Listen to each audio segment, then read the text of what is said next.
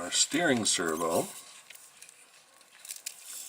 is going to go to channel 0 of the servo controller. This servo controller is awesome. You can see that there's a set of 3 pins from channel 0 to channel 15. So 16 channels.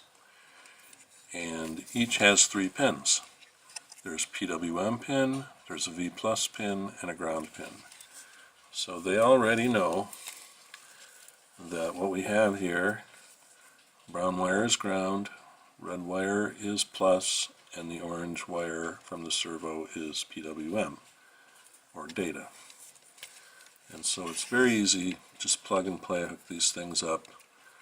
We're going to plug it in like this to channel 0, and you can see we have brown ground, plus V, and PWM signal. So that's our steering servo.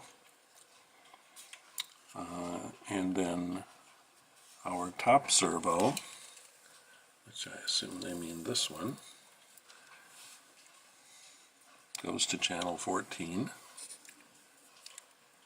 And so remember, brown is ground, so brown goes to the back here on 14. And our bottom servo goes to,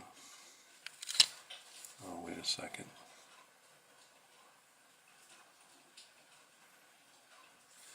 okay, our top servo is going to 15, and our bottom servo is going to 14.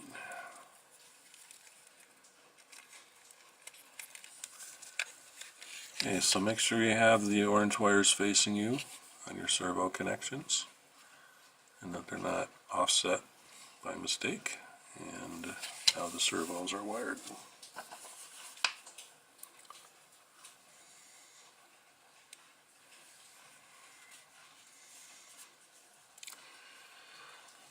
Alright, now they want us to connect up the enable pins on the H-bridge to some PWM signals.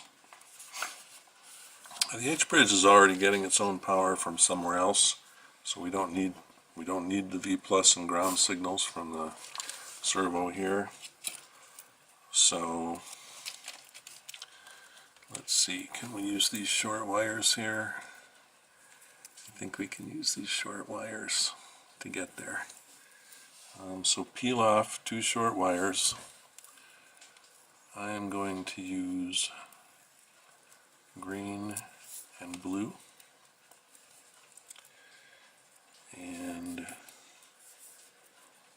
we are going to connect PWM 4 and 5. Let's put the connections on here first. So I'm going to put green to ENA and blue to ENB.